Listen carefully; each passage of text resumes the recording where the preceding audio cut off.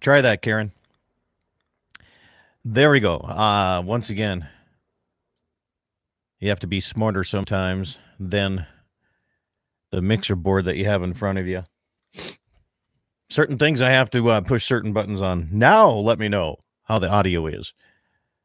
And we'll see that.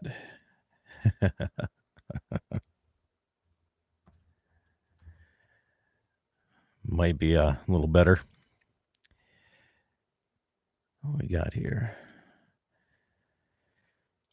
Gotta love it.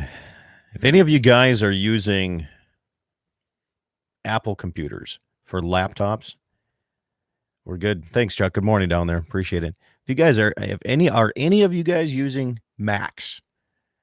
Because I heard that there's like so much less problems with those than there are regular, like my HP laptop or desktops or any of that.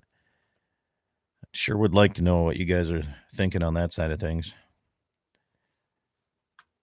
I know one guy, I know Wild Bill likes his Mac a lot better. So, all right. Morning, Mikey. Hopefully this will work for you because, yeah, Lynn phone's not hooking up through you at all. So, updates both sides here. Scouting deer and waiting for DPO to come on. Good deal. With a bottle of Pendleton. And maybe I need to put up my own hunting shack, evidently. I don't know if people can see that on YouTube. It is. With all the other icons on my computer. You got one? Ivan, you got one? Is it insulated and like Mac daddied out like this other guy's or what? Good grief. Must be nice. Probably would be pretty nice. All right. So I have the Dakota Predator Hunter dudes on today. We're going to be talking everything. Well, predator hunting, of course. Do you see there's only. You got a MacBook? Oh, MacBook. You like. Oh, okay. I got you. Thought you meant the hunting shack. MacBook. Yeah. Yeah, I heard there's just a lot less problems with them. All right. I'm going to call the boys up here. Get set up.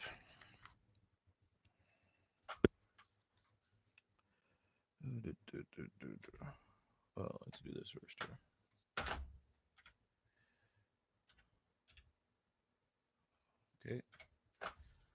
That's all good. 2, 2, 3. Okay.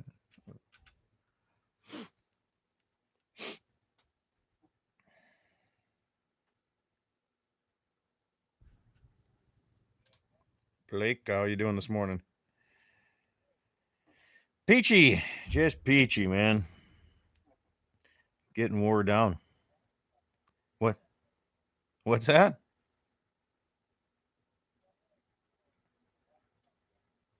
Yeah.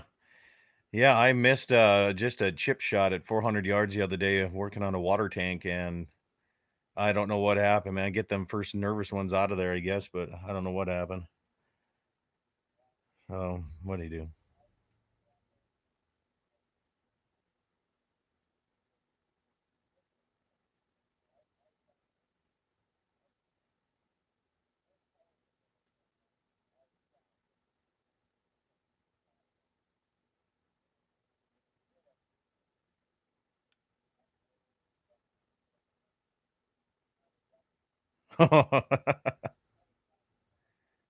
Oh, nice.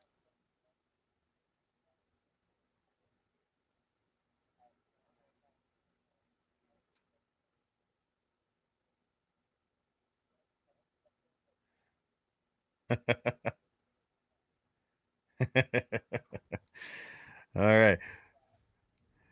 Well, stand by here. I'm going to get John hooked up here, and then we'll do a test run, see if I got both you guys going here. Stand by.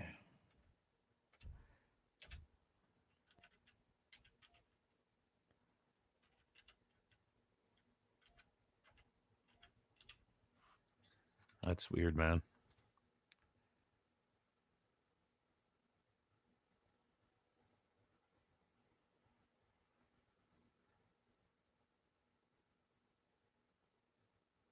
John Linseth, how are you?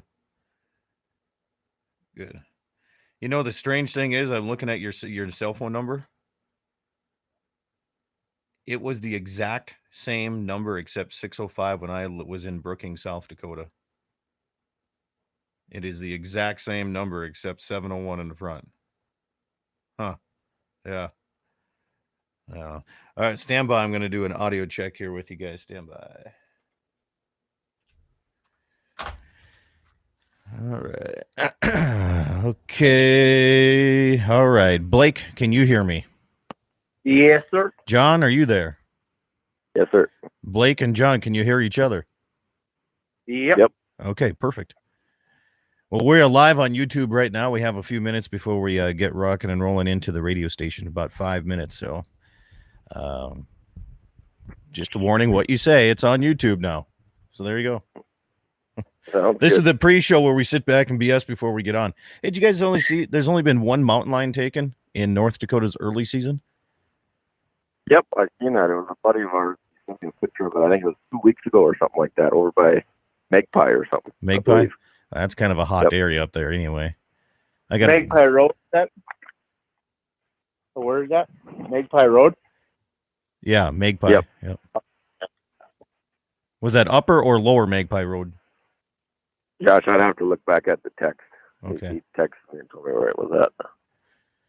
Yeah. Said he was out bow hunting and they had seen it, and then he had a hand call or something and was blowing on just enough to keep the cat's attention until somebody went back and grabbed their iPhone and was able to get it. Excellent. Yeah, one of these days, man. I know that's been kind of a hot area up there. I don't know, usually that season is usually done pretty fast, especially when deer season opens up. It seems like it goes pretty quick, but I don't know. It seems like over the last few years, and I know the Game and Fish say that the population is down. And then when you ask them, well, what the population is, they say, well, we don't know. It's hard to figure that out. Right. So I'm curious, is the population down, or is the interest of hunting mountain lions kind of gone down?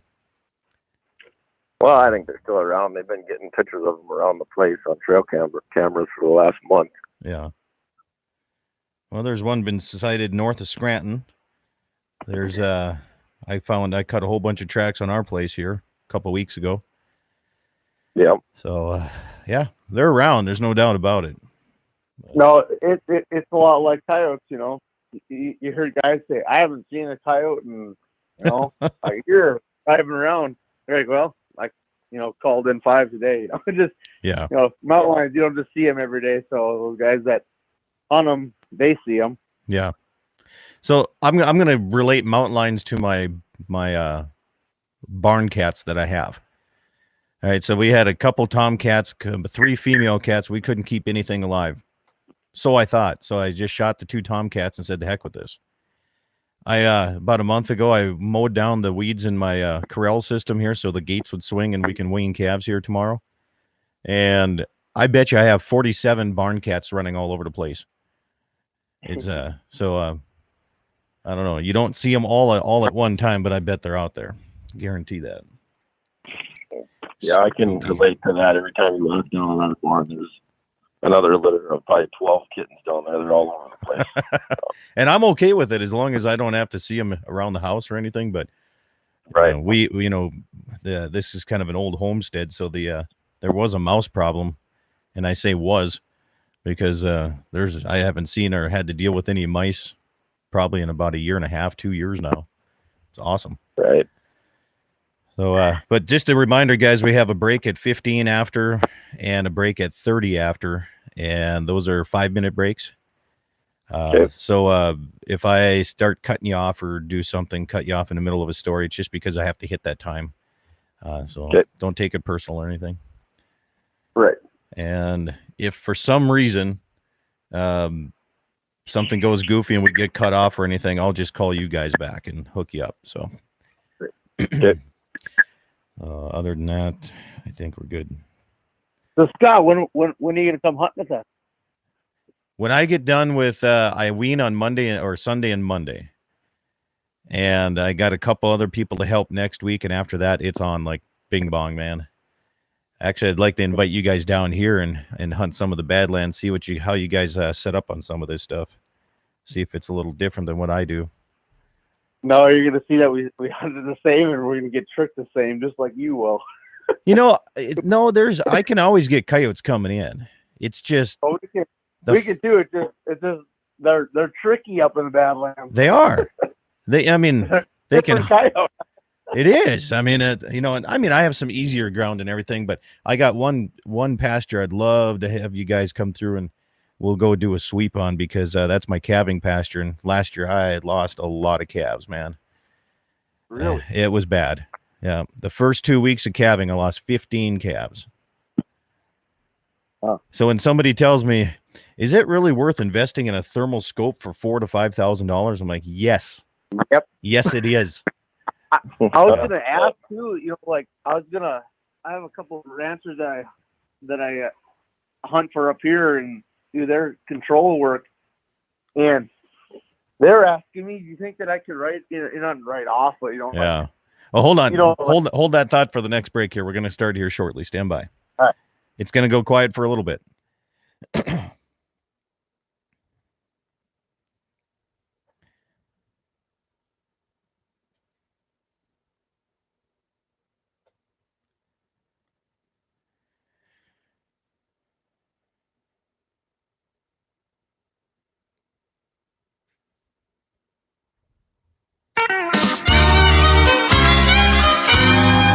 Well, good morning, everybody, and welcome to the Saturday edition of Dakota Prairie Outdoors. I'm your host, Scott Bachmeyer.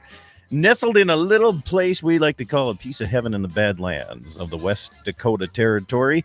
And thanks to some of the best rural internet in the nation, I get to be able to do my show from the comfort of the bunkhouse here this morning. Good to have you along here again as we continue on KFYR in Bismarck. We're live on KOLY in Mobridge and also KGFX in Pierre, South Dakota, covering the Missouri River Basin, 6 states, 2 Canadian provinces, and worldwide on YouTube.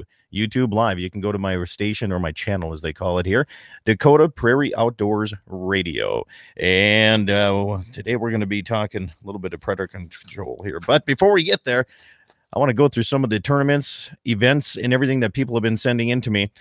First off, here coming up this weekend, starting today, is the 25th annual Bad River Sportsman's Club Coyote Calling Fundraiser, and that's being held in Phillip, South Dakota. So those folks out there this morning in Phillip listening, good luck to you. Hope it goes well. The Medora 27th Annual Hunters Feed is coming up next week, the opening of deer season on November 8th. It's at the community center. It's a great thing here. Dinner and games start at 5:30, go until the food runs out or until the last prize is won. That's about 8:30, 9 o'clock. I promise to keep it on time because I'm your MC and your auctioneer, and it's a great time. It's a lot of fun. Hunter's Breakfast opening up here Saturday, November 9th on the opening of North Dakota's deer season. It's going to be at the St. Charles Catholic Church. For everybody is welcome, including hunters, to come in and get a good hot meal right away. Up in Williston, Scenic Sports is having a big buck contest. If you get something pretty decent this year, archery or rifle, feel free to take it up there. Andy Anderson and his crew will help take it up, and looking to have a nice Ruger American 6.5 Creedmoor for the biggest buck coming in. Winter Classic Coyote Hunt is coming up in Mandan December 6th and 7th here. Go to coyotehunter.net. They have all the information. 3rd Annual Dunn County Christmas for Kids Coyote Hunt. We'll be talking about that here shortly, December 13th and 14th. The Randy Rohde 3rd Annual Memorial Statewide Coyote Calling Contest in South Dakota going to be Saturday, December 14th, and that's based out of Pierre, South Dakota at the Gray Goose Stores where you want to get more information. The 18th Annual North Dakota Coyote Classic starting the new year, January 10th and 11th. That's another coyotehunter.net. And the Epping Rural Fire Department having their 2020 Second Annual Ice Fishing Tournament and Fundraiser Saturday, January 11th at the Sakakawea. So a lot of things going on. On my show today, we have Blake Erickson and John Linseth from Dakota Predator Hunters. Good morning. How you doing, guys? Morning, Scott. Oh, somebody's jumping out of the pickup to go after a coyote or what? What's going on? Oh, sorry about that. No, it's okay. If you want to shoot a coyote on the air, it's a little bit dark out. I don't know if the boys in brown are going to enjoy that too much, but who knows? So tell us a little bit about your coyote Christmas for Kids. What's this all about? Well, it's an idea that we got about 3 years ago. A buddy of ours came up with it, and we thought it was a good thing to run with. It's fundraiser event that we put on. All the donations, all the money that we make strictly goes straight to the courthouse over in Manning, and all that money gets brought into homes that are just unfortunate at the time to make sure that there's Christmas presents and a tree to put them under on Christmas morning. That's a great idea. So you say it goes to the courthouse. Social service takes care of it from there. Okay. Yep. That's a good idea. So the money gets raised up, it gets there. People that are in need of Christmas gifts for their kids, they can go to the social service and be able to help out and make. Yep, and they'll buy the kids gifts, and if there isn't a Christmas tree, they'll make sure there's a Christmas tree in the house. Really? Presents underneath it. Yep. So a question for you, besides entering the tournament and donating that way, can somebody just, hey, I can't make the tournament, can I just send a check? Yep, absolutely. You can get a hold of myself or Emmett, D.D. Blake, or Scott Lynch. Okay. That's a great idea. Yep. So that is the 13th of 4. Is it a 2-day hunt here? I'm just reading through your flyer for the first time here. I stole it off your Facebook page. No, it's just a 1-day hunt, the 13th, and then the 13th is the rules meeting and registration. You don't have to pre-register for the hunt. Last year, I think we had 36 teams. If we get more than probably 50 or 60 this year, next year we might look at doing a pre-registration. But sure. No, Friday night is rules, and then the hunt is Saturday, and it's all day, and then you check back in, I think, at 6:30, and then we have the rewards afterwards. That's a great idea. I love the idea, man. I really do. I wanted to do something down here in the Slope County, Bowman County area for a long time, and I just didn't know how to go about it. I might, if it's all right with you, kind of plagiarize that idea a little bit about giving the money to social service. That's a kind of a neat way of looking at it. I like it. No, yeah, and like the community that we live in, to put something together like this. I mean, it's a lot of talking you got to do, but we live in such a good community that putting something together, everybody wants to throw their hand out and help. So it really wasn't that hard to put together. I've traveled a lot of places, and it seems the more rural areas, of course, I'm a fan of rural areas. Look where I live, middle of nowhere. But it seems, you go to a lot of the bigger cities, they are so rude, and they really don't, I don't think they support their actual community as much as you look into a rural area. I don't care if you don't get along with your neighbor or not. If something needs to be done, it seems like it's always going to get done for that neighbor. And that's why I love living in the Dakota territory, man. It's just one of those fun things about getting together with a lot of people and being able to help out. Yep, I think it's the best place to live. I wouldn't change it for nothing. Yeah. So tell us a little bit about Dakota Predator Hunters before our first break here. We got about 2 minutes. Tell us a little bit about who are you guys? Just 4 buddies that got together that enjoy coyote hunting. I'm the guy usually running the camera. I enjoy that just as much as shooting. And Blake, Aaron, and Emmett, they're usually the guys doing the calling and shooting. And I got a wife and 3 kids at home and have a full-time job. And Blake works up there in Minot. I guess you can talk about that. And Emmett works with me at the same place we work. He's got the 8 and 6 schedule, and Aaron's a big farmer down south of Regent. And just get together and video shooting coyotes is something we enjoy to be doing. You guys cover a huge area. I mean, to get together all the time, that's crazy, man. Yeah, we gotta make it work. Yeah. So Blake, Minot area, are the coyotes up north up there, or should we say up north?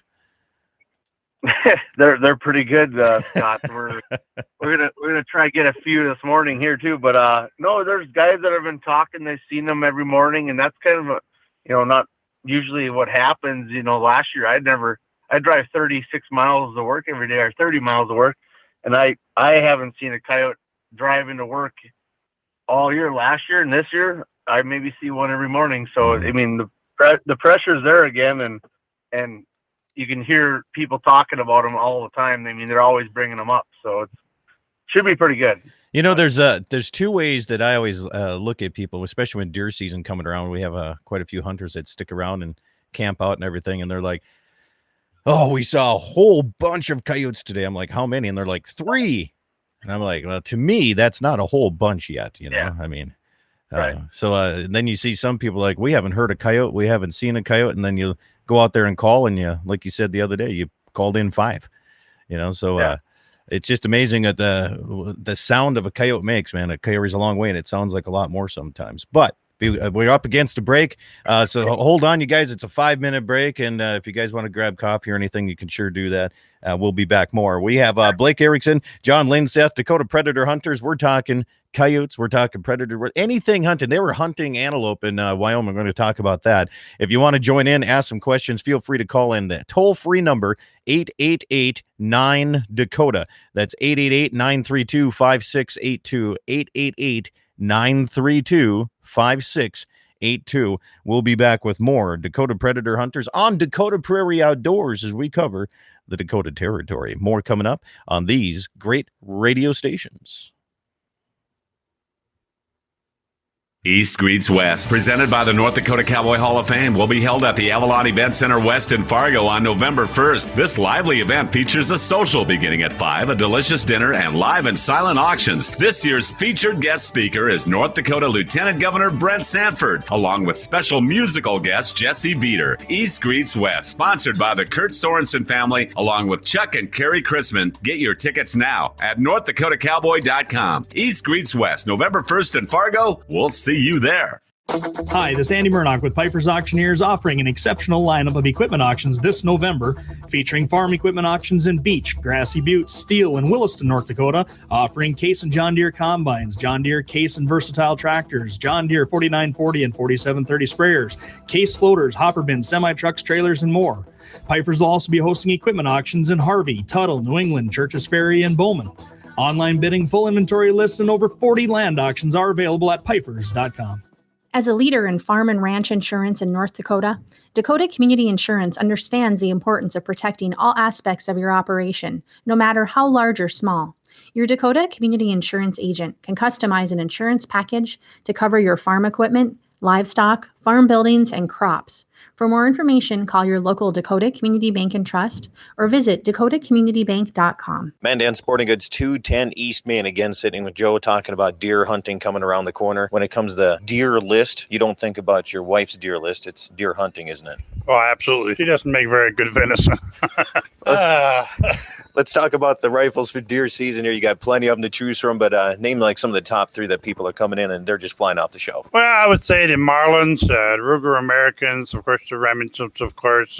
Savage is a super gun out of the box. They're as good as any of them as far as accuracy right out of the box. What are some of the special things that coming around deer season, like optics, ammunition, people are looking at? I know rangefinders are kind of big, and you guys carry a full line of optics as well. Rangefinders is quite a thing. I mean, you got your cheaper ones, you get your higher ones. You're going to buy one, you may as well buy a good one that'll get out there. Mandan Sporting Goods, it's 210 East Main. Stop by. We want amazing innovations to drive progress for generations. We want jobs and careers for generations. We want American energy production that protects our land and the wildlife for generations. Today, the advanced technologies deployed by the North Dakota oil and gas producers are making that happen. And with the promise of emerging technologies, the energy of North Dakota has a very bright future for generations to come. This message is brought to you by the North Dakota Petroleum Council. To learn more, visit energyofnorthdakota.com. Hi, this is Kevin Pfeiffer with Pfeiffer's Auction Company. Pfeiffer's upcoming November land auctions include crop, pasture, and hunting land auctions in Oliver,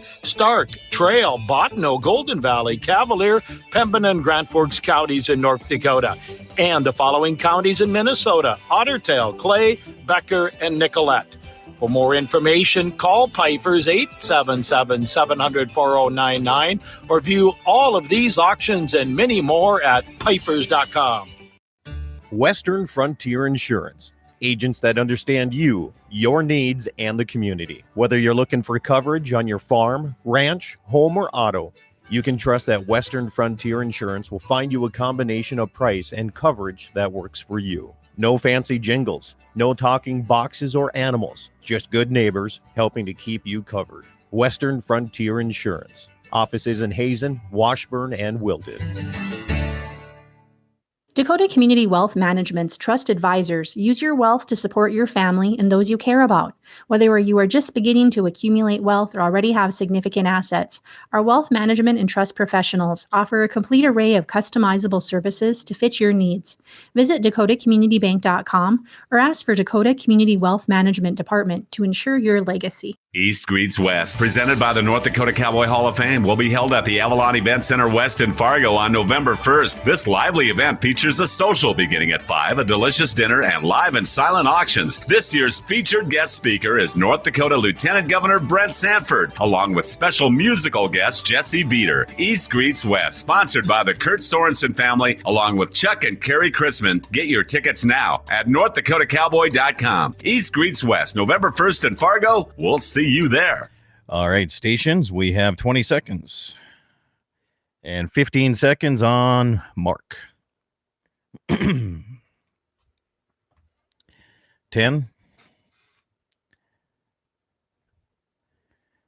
5 seconds, 4, 3.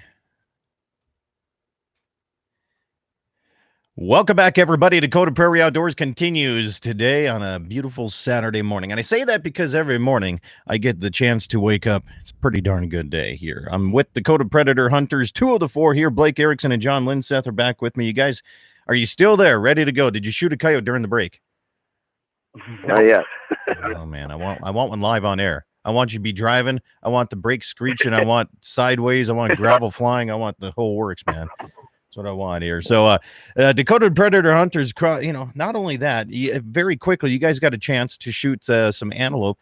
I should say, I got to be politically correct, or I got to be correct, because I was in Texas, and they said, we were talking about shooting antelope. They said, what kind? Because that's we only have one kind up here, but they have like 6 different kinds in Texas. So pronghorn, you guys were with Jamie Olson down there, were you? Yeah, you can talk to this a little bit, Blake? Yeah. So you were Jamie Olson. You guys tell us a little bit about your pronghorn hunt down in Wyoming. So I've been hunting Jamie's hunts for a few years now. I really never got into the coyote hunting or the contests. I was hunting bar contests and this and that, but until I moved up to Minot where I could get closer to his tournaments, I guess, is when I started hunting them. And so I met him, and I went down there. I took my dad out there for a rifle hunt, and we killed 2 pronghorn down there. And the next year, I said, I want to go bow hunting out here. So I told Jamie, I said, I want to bow hunt. And then that's when John and I met up during that Rock Lake tournament.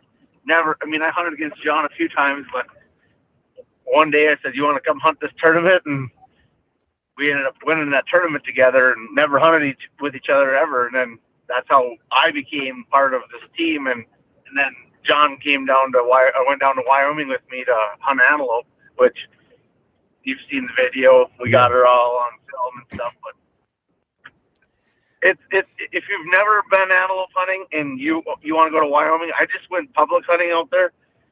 It is tough. I mean, you were hunting with 3-4 different people on pieces of ground that it's worth the money to, pay Jamie. He puts you on a big antelope. You have multiple shots at an antelope. That's the only way to go. I mean, I've done it both ways. Yeah, public hunting is nice because you have access to quite a bit of land. The downside to it, especially during big game season, the downside to public land is everybody's out there. Oh, it was terrible. Yeah. I mean, there was people camping on the land. I don't know if that's legal in Wyoming or not, but I don't know, but there was campers there in tents, and it's like, holy crap. So, Jamie Olson's been running the CoyoteHunter.net tournaments for quite some time. I entered a few of them whenever I have a chance. I missed the Williston one this year, but I'm hoping to do the Bowman and hopefully the Mandan one coming up here as well. But, the thing about Jamie is he's pretty passionate, not only about his predator hunting, but when he does his guiding and outfitting. I can't imagine, because the guy, I think, is like a pack horse on 2 feet, isn't he? I mean, the guy just keeps going. Yeah, he doesn't. And Jamie, go for it, Blake. No, I was just saying, Jamie's a true guy. Like when you meet him, he's going to tell you 100% the truth, and that's what I like about that guy. He might tell you something that you don't like, but it's 100% true. And there's no gray area with him, is there? No. Yeah. When he does his rules meeting for his coyote tournaments, it's pretty much black and white. There's no doubt about it. Yeah. If you even plan on cheating, he makes me feel. And that's the No, way it there's should no- be. there's- Yeah. There's no cheating in his tournaments. He'll catch you, and I mean that's why I started hunting those tournaments. Yeah. You know that it's just nice to be able to see kind of like how good of a coyote hunter you are. I mean, we don't say that we're great coyote hunters, but it's fun going to those hunts and learning something from him. A lot of times you're learning from him or the other hunters. Yeah. Like, what did you do today? Every time John and I go out, there's something that we learn from that hunt, which is nice. It's not 100%. I can't tell you how to do it, but this happened. This is how it worked for us, and try it. Right. It might not work. It might. Yeah. Well, since we're talking to you, Blake, tell us a little bit about the Special Dynamics. This gentleman, he builds rifles, and you're shooting one of his rifles now. Yep. It's Scott Milk out of Arizona. I've been shooting this rifle for 3 years now, I think. On the third season. Yep. It's an AR-10 platform. It's a 22-250. I run 55 grain VMAX out of that gun. And what's kind of nice about it is like I can pretty much slap anyone's upper on this gun. So, that's kind of made me go to this rifle. Is I could probably put a DPMS upper on this gun, and it'll run. That's crazy. Which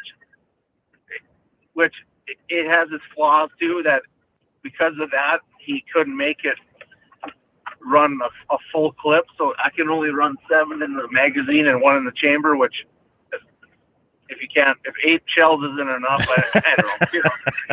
I agree.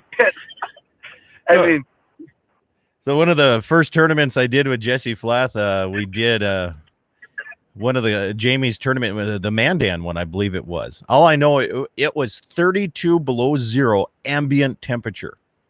It was a cold weekend for shooting coyotes, but the coyotes came in like crazy. And he was shooting an AR platform, and we were having issues getting in and out of the pickup, back and forth, warming it up, jumping out and cooling down. It would not cycle very well. Are you running across any problems? And if so, what do you do to prevent any of that in the cold temperatures with that AR platform? To be honest, I did early, an AR-10, you got to break them in. And Scott told me that. He goes, shoot 50, 60 shells through it and get it broken, because those AR-10s are they're not AR, 15s. They're a little bit more work to them. So getting them broke in is big. And then he literally just told me, he goes, spray the shit out of them with REM oil. And REM oil? Okay. Every morning I'll just spray them down, and I've never had a hang up. I mean, I never have. I've run these things in 40 below, 50 below wind chill, and I've never had one hang up. So do you remember the DPMS guy that used to come to Jamie's tournaments in Williston? Oh yeah, yep. Mark or whatever. I can't believe. You know what he told Jesse to do with his was clean it up. He said, and put 2 cycle like engine oil in it, like motorcycle oil. I've heard that too. Have you ever tried that? I haven't, because I've never had a hang up. Okay. I just carry a REM oil bottle in my pickup at all times, and every morning before I go hunting, I just spray it down with that, and it's never been an issue, I guess. Yeah. So this guy, he builds this platform for most everybody then, and you just call him up and Okay. Yeah, he's got this. I mean, I love the 22-250. He's got everything. 6.5 Creedmoor, 2 Creedmoor. He's starting to build bolt guns. And he's coming up hunting with us in a couple of weeks here, November. I don't know, John's the number. November 2nd, 22nd, or something like that. Okay. Yeah. So Special Dynamics is the name of the company. People want information, and you love your ARs. Yeah. That's the place to go, I guess, huh? Oh, he's great to work with. He's a guy that answers his phone. He's easy to talk to. Yeah. Well, and one thing about people I've talked to folks in Arizona has one of the largest coyote hunts, I think.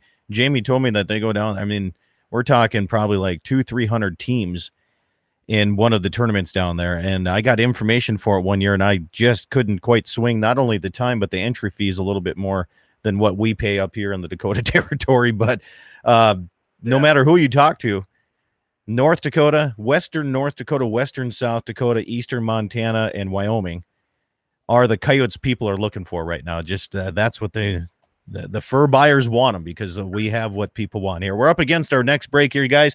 Stand by and kick back, relax a little bit, and do some scouting as the sun is getting just close enough. I think you might be able to get that road dog for us here. More coming up on Dakota Prairie Outdoors Saturday edition with Blake Erickson, John Linseth, a couple of guys from Dakota Predator Hunters.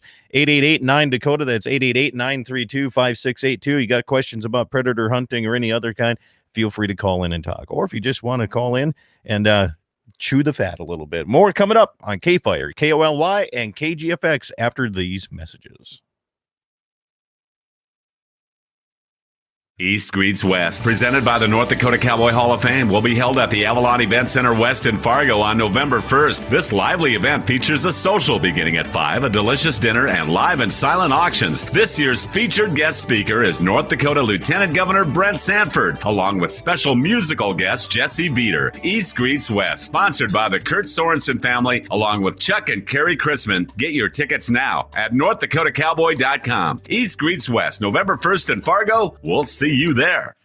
Hi, this is Andy Murdoch with Piper's Auctioneers, offering an exceptional lineup of equipment auctions this November, featuring farm equipment auctions in Beach, Grassy Butte, Steele, and Williston, North Dakota, offering Case and John Deere combines, John Deere Case and versatile tractors, John Deere 4940 and 4730 sprayers, Case floaters, hopper bins, semi-trucks, trailers, and more.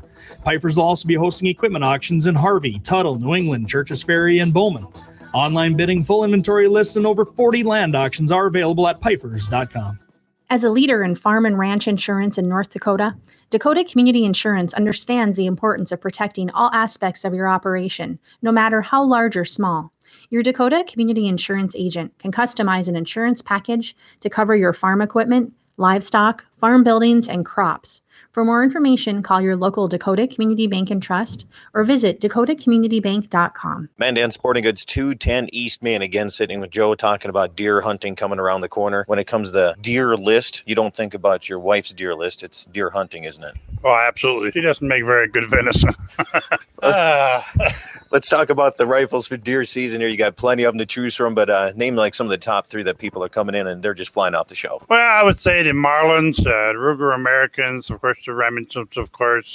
Savage is a super gun out of the box. They're as good as any of them as far as accuracy right out of the box. What are some of the special things that coming around deer season, like optics, ammunition people are looking at? I know rangefinders are kind of big, and you guys carry a full line of optics as well. Rangefinders is quite a thing. I mean, you got your cheaper ones, you get your higher ones. If you're going to buy one, you may as well buy a good one that'll get out there. Mandan Sporting Goods, it's 210 East Main. Stop by. We want amazing innovations to drive progress for generations. We want jobs and careers for generations. We want American energy production that protects our land and the wildlife for generations. Today, the advanced technologies deployed by the North Dakota oil and gas producers are making that happen. And with the promise of emerging technologies, the energy of North Dakota has a very bright future for generations to come. This message is brought to you by the North Dakota Petroleum Council. To learn more, visit energyofnorthdakota.com. Hi, this is Kevin Pfeiffer with Pfeiffer's Auction Company. Pfeiffer's upcoming November land auctions include crop, pasture, and hunting land auctions in Oliver, Stark, Trail, Bottineau, Golden Valley, Cavalier, Pembina, and Grand Forks counties in North Dakota, and the following counties in Minnesota: Ottertail, Clay, Becker, and Nicollet. For more information, call Pfeiffer's 877-700-4099 or view all of these auctions and many more at Pfeiffer's.com. Western Frontier Insurance. Agents that understand you, your needs, and the community. Whether you're looking for coverage on your farm, ranch, home, or auto, you can trust that Western Frontier Insurance will find you a combination of price and coverage that works for you. No fancy jingles, no talking boxes or animals, just good neighbors helping to keep you covered. Western Frontier Insurance. Offices in Hazen, Washburn, and Wilton. Dakota Community Wealth Management's trust advisors use your wealth to support your family and those you care about. Whether you are just beginning to accumulate wealth or already have significant assets, our wealth management and trust professionals offer a complete array of customizable services to fit your needs. Visit dakotacommunitybank.com or ask for Dakota Community Wealth Management Department to ensure your legacy. East Greets West, presented by the North Dakota Cowboy Hall of Fame, will be held at the Avalon Event Center West in Fargo on November 1st. This lively event features a social beginning at 5, a delicious dinner, and live and silent auctions. This year's featured guest speaker is North Dakota Lieutenant Governor Brent Sanford, along with special musical guest Jesse Veeder. East Greets West, sponsored by the Kurt Sorensen family, along with Chuck and Carrie Chrisman. Get your tickets now at NorthDakotaCowboy.com. East Greets West, November 1st in Fargo. We'll see you there. East Greets West. All right, stations back in 15 seconds on Mark.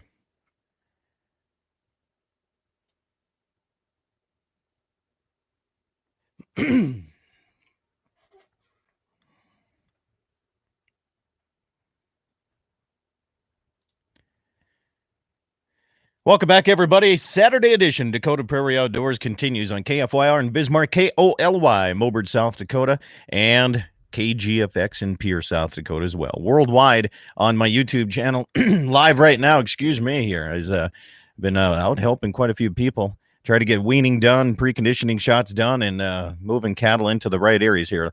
Winter coming a little bit sooner than we kind of used to here, but worldwide, go to YouTube on my live side, and also you can check it out from here on out. It's going to be saved.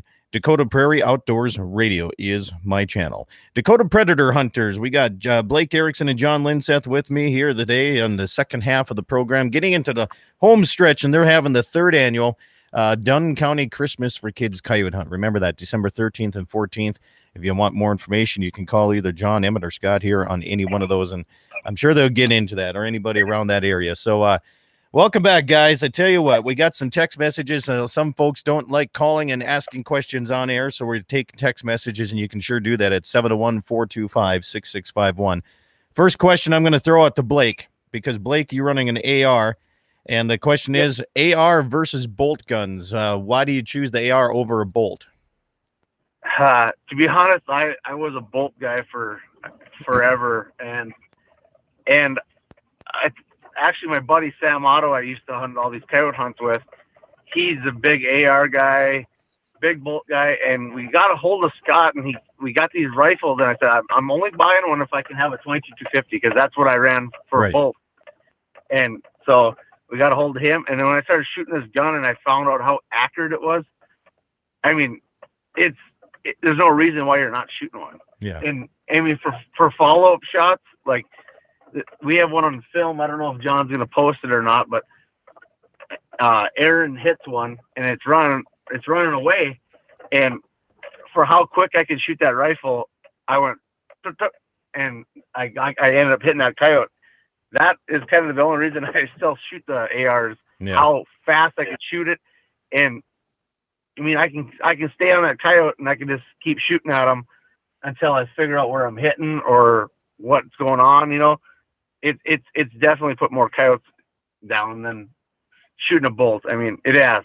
I'm not gonna say it's more accurate than shooting a bolt, but I don't know, John. What do you think? I shot one at 420 in Montana. I mean, it's an accurate rifle, so I run it. Yeah, John, what's yours? What do you use for setup on your rifle? No, I'm a fan of a bolt. You're the bolt guy, okay. Yeah. I catch myself not really concentrate on the shot because I know I got however much more shells behind him if he misses the first shot. So I'm a fan of the bolt. I concentrate a little bit more on shooting, knowing you got to make that first shot count. Yeah, I'm exactly like you. Yeah, I have an AR, and I used it 1 year at the Williston hunt. I was down at Joe Vesey's up by Magpie Road there. We were just talking about that, and I tell you what, I thought, I have 20 rounds. There's no way I can miss a coyote. I missed a coyote. So I went back to the bolt here. John, we're going to start with you here. How do you like your coyote setups? Text message says, ask them about how they set up. Now I'm going to break this down a little bit more. How do you set up in agriculture, like we're talking cropland country versus more pasture badlands country? What do you do differently? Are we talking just flatland, or Let's start with rolling hills because that's what I call flatland. Okay. Flatland is Minot. There you go. Yeah, well, different side. Let's do let's do this. Let's talk Minot East River Flatland. How would you set up on something like that where you don't have a hill to hide behind to walk in and do your setup? What would you do on that point? I'd have to say I'd like to call my way into where I think the coyotes are at.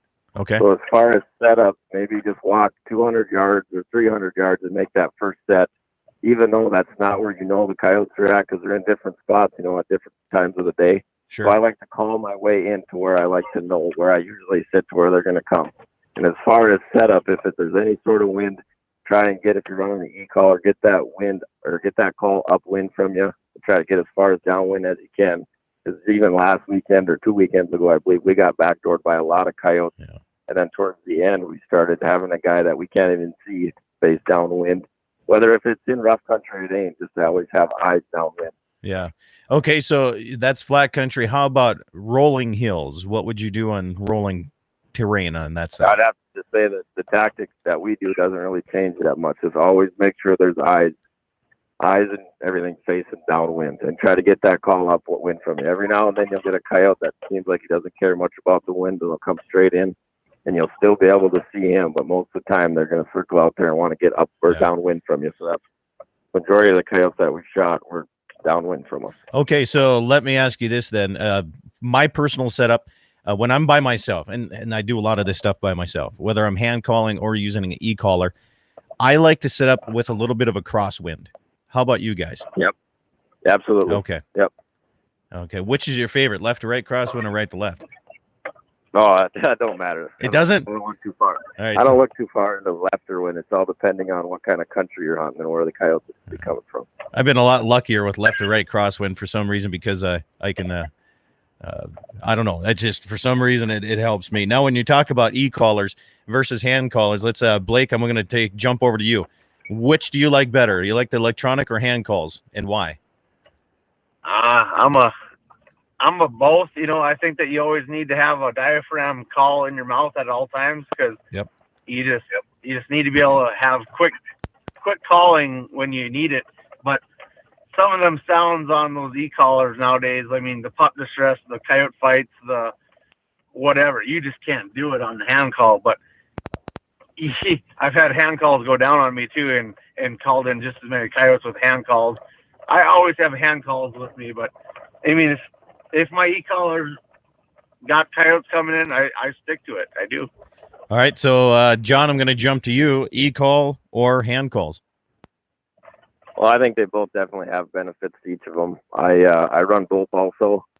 But to look at a guy just wanting to go out and start killing coyotes or just getting into it, anybody can go and press play on an e-collar, right? And it'll have that same noise on it. Yeah. And you're going to get coyotes killed like that, but it's about putting up numbers. If you want to put up numbers, you're going to have to switch sound so that diaphragm call or a hand call, you can make different noises on them. My noise may be different than Blake's noise or Emmett's noise that he runs, or even Aaron's, Yeah. So it's a big, to come to the field with something new is huge, instead of just going out and playing that same pattern over and over again that the coyotes have already heard from the 10 guys, that have called in that area prior to you showing up. So let me ask you this, John, when you go out there, do you, for this time of year, I know for me, it changes between now and, when they start mating. What's your first call out there? What's your second? And what's your follow-up on the third? What for sound wise, what do you start with? What do you end with? And take us through what you do. I'm starting out with a howl, a younger howl, and then I'm answering it. Okay. And then we'll go into a light prey distress for a few minutes, depending on, and then kind of sit quiet and glass for a little bit, and then ending it with some sort of pup distress or coyote distress. Okay. All right, Blake, are you on the same page on that too? Yeah, I love my howls. I love howling. I think that it calms the coyotes down a little bit. When we get into later season, we've done, stuff like a magpie or a crow. Just play that for a few minutes just to get the area calmed down. I mean, they really watch birds. So if you can get a magpie or a crow or a raven sound out there, sometimes that'll calm them down enough to come in.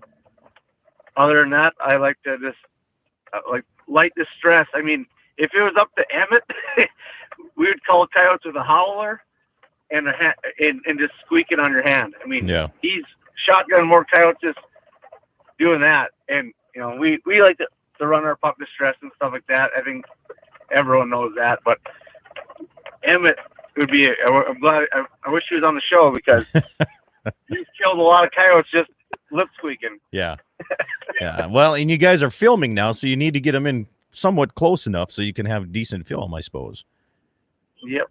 Yeah, and having that camera with like having 3 or 4 different people with you trying to hide that thing too. Yeah, I suppose it is a lot of fun on that. All right, so there calls here. Somebody texts and says, I think it was you, John. You said something about making sure that the coyotes don't come in the back door. And now we do have, we have people that are listening. Maybe it's their first time ever thinking about calling coyotes or any kind of predators. Explain what you meant about coming in the back door. Well, just watching your wind direction. If you're calling, say, to the north, and the wind is coming out of the north, blowing to the south, and you're facing the north, and them coyotes, they want to get downwind from you because they want to get the smell of whatever they're coming into to see if it's, make sure nothing's, alarming or anything. So they'll always go downwind, and then they'll move their way into the call.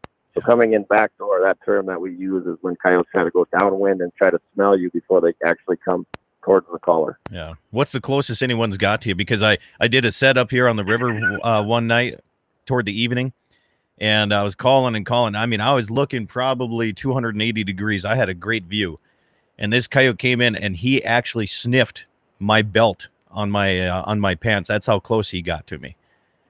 And we've had a few get close. Even just last weekend, I just had uploaded the hunt. It was me, Blake, and Emmett. And Emmett got the first one we called in, and we kept calling. And like another minute later, we had one shoot up out of the rough country, probably 3 or 4 yards from Emmett's shoulder, and turned around and ran back in the tree. Where was the follow, Blake? Where was your follow-up shot? Oh, I went after him, but I didn't get him. which that's another topic that I'd like to touch on is. You bet. So, if like you have another coyote, see you have a double come in, and you get one, and the other one runs on the other side of the hill, or say it stays on the other side of the hill and starts barking at you, do not give up on that coyote. Maybe give up on the calling because he's not going to come in. I mean, he knows something's up. But instead of giving up on him, we did this out in Montana. I've done it in coyote tournaments like all the time. Just go over and sneak up on him and kill him. Yes. He's over there barking at you. I've done that so many times, and Aaron did it out in Montana. We got the one on film. The other one was sitting there barking at us to go kill him. And he ran over the side of the hill and got him. You're a man after my own heart, my friend. I gotta, I do a few tournaments with a buddy of mine, John Polcheski, here south of Scranton area, and he's given up when we see a few coyotes, and if something doesn't go right and they will walk over the hill, I'm on them. I'm going to track him down and spot and stalk those buggers. And he kind of made fun of me the first time we did it, but now he knows I'm going to go after him because I just enjoy trying to sneak up on another predator. Yeah. So it's one thing to add to that too. Okay, go ahead. One thing to add John. to that too, Scott, is leaving your caller going. Like Blake, he's preaches it all the time. When them coyotes are on the other side of the hill barking at you, not coming in, and you're out there by yourself, maybe just starting out doing it, or you've been doing it for 10 years, leave your caller going. Because if he's already barking at you while you're calling at him, leave that caller going and sneak around the hill so his attention is still in the direction of that sound. He's still going to be barking at the sound even though he's not moving anywhere. Sure. Right. Yeah. So how about when you first go out, and so this happened, I took a buddy of mine, and what he really wanted, he never shot a coyote before, so I really wanted to get him on a coyote, and went out to a little place I call Coyote Flats here, and there's always coyotes coming across that river bottom. And we started calling, and we saw a couple coyotes coming in, but there was a coyote behind us that saw us walk in, and he busted us. And as soon as he busted us, the other coyote stopped at about 800-900 yards. So I mean, there was no more going. What do you do in a situation where you get busted by one and he lets the rest of the clan know about it? Well, this is a tip I actually learned from Jamie Olson. When a situation like that happens, depending on the part of the day that it happens, usually doesn't change too much.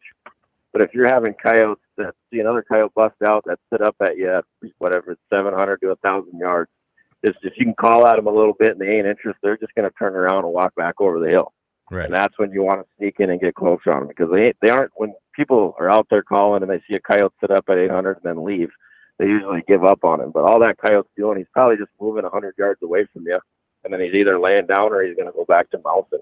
Sure. So a big thing that way is just get around him and try to come at him at a different angle. Okay. Forget about the one that busted you, because he's already he's already onto you right there. Okay. Question that I have for you, now that we're done with the text messages ones here.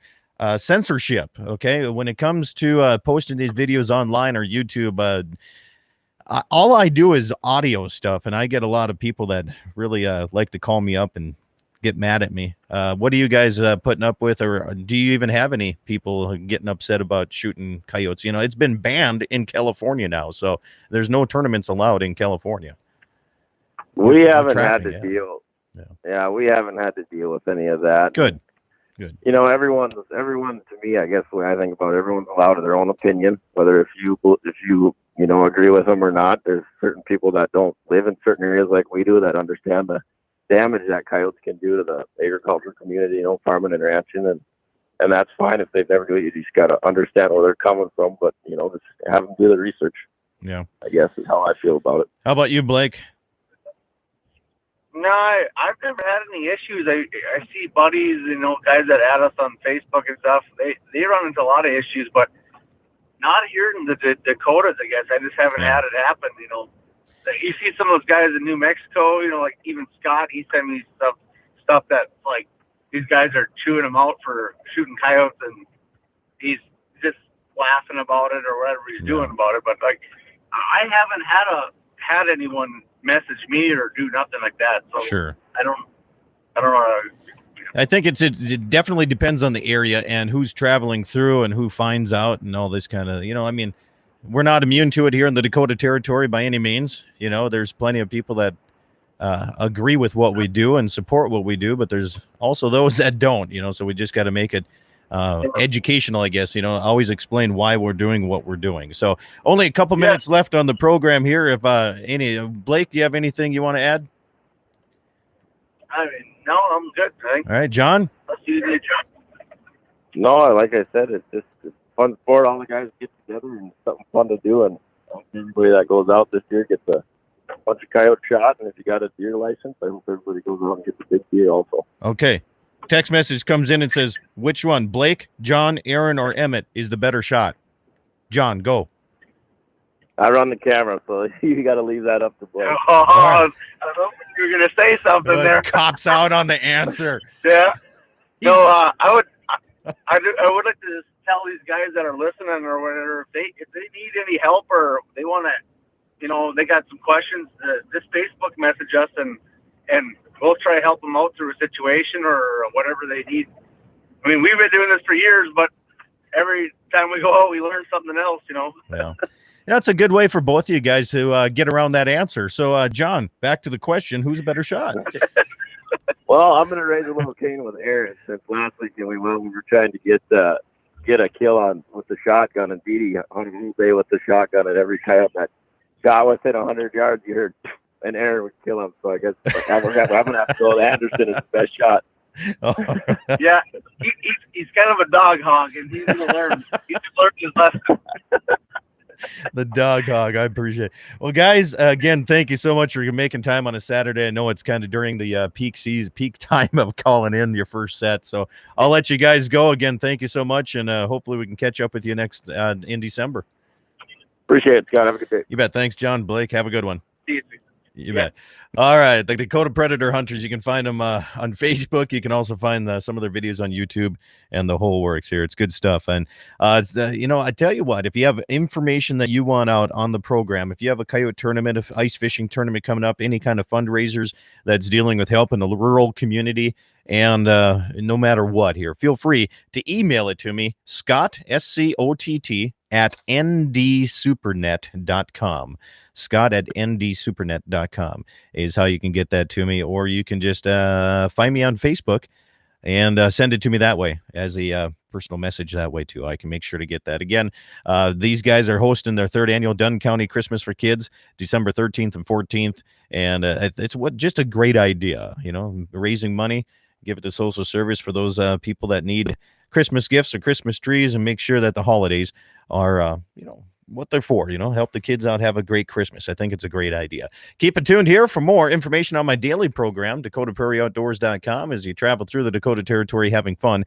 Well, we're weaning cattle here. We're starting tomorrow and on Monday here at my place, and then we're going to continue on at the neighbors after that. So hopefully I'll get some coyote kills coming in soon on my side too. Get some things going on. Maybe some porcupines. Get the guy from Utah a little bit more mad at me one more time.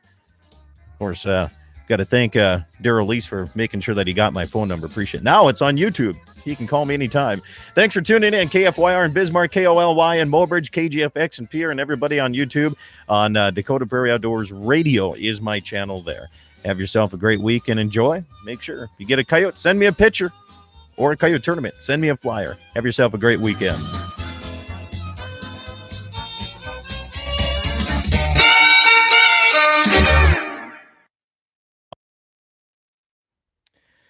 All right. Thank you, radio stations. Everybody on YouTube, thank you. Appreciate it. Make sure to send a link, share it, do whatever you can. Have yourself a great weekend. Enjoy.